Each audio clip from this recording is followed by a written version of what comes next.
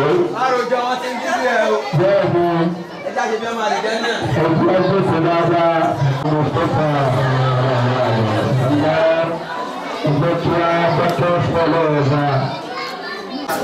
bàbá wa bàbá sí àbọ̀ yẹn lọ sí àwọn yẹn. ìyá mi ìyá mi sáàmù wà láàyè.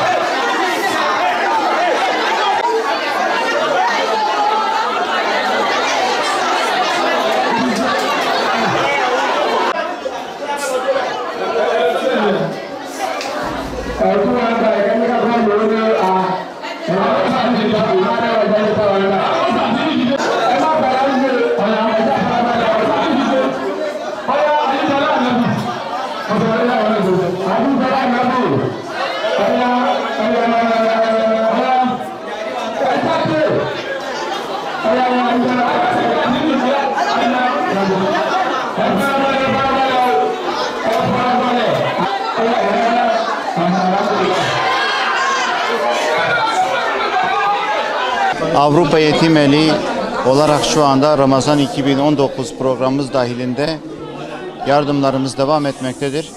Şu anda gıda paketi yardımı için Lagos'a yakın olan bir camide gıda yardımlarımızı dağıttık. Bu hayra vesile olan bütün kardeşlerimize çok teşekkür ediyoruz. Allah-u Teala hayırlarını bu Ramazan ayında 1'e 1000 versin kendilerine. Gerçekten gelip birebir şahit olduk. Ne kadar mağdur olduklarını, bu insanların bir gıda paketi alabilmek için yaklaşık 3-4 saattir bizleri bekliyorlar. Bir gıda paketi almak için beklediler bizleri. Elhamdülillah işlerimizi, hayırlarımızı kazasız belasız şekilde dağıttık. Buradan tüm hayırseverlerimize bir çağrıdır. Yardımlarımız devam ediyor ve yardımlarınızı da beklediğimizi buradan iletmek istiyoruz. Ká máa ràn wọ́n lọ́wọ́ iṣẹ́ tí wọ́n nìyẹn nínú Ramadan iṣẹ́ táwọn gbé dání yẹn pé kọ́lọ́run má ṣe san wọ́n lẹ́san rí àwọn aláìní àwọn ni wọ́n ṣe kíni àwọn ni wọ́n ṣe léyìí fún so Ọlọ́run ní káwa náà jẹ́ àǹfààní ń bẹ Ọlọ́run má ṣe san wọ́n lẹ́san rí o Ọlọ́run má ṣe àgbà. ẹ yẹ ká jẹ́ àríkọ́ṣe fáwọn ọmọ wa káwọn ọmọ wa rí àríkọ́ṣe rere lára tiwa náà káwa náà bá lè jèrè lọ́jọ́ ọ̀la ká bá lè jèrè àwọn ọmọ wa yìí ẹ jẹ́ kó máa rí àríkọ́ṣe lára wa tí wọ́n ń tẹ́ láti bá wa sọ nìyẹn káwa náà jẹ́ àríkọ́ṣe rere fáwọn ọmọ tí wọ́n ń bọ̀ ní ọjọ́ ọ̀la Ọlọ́run ṣe àgbàdo ẹnì kọ̀ọ̀kan wa.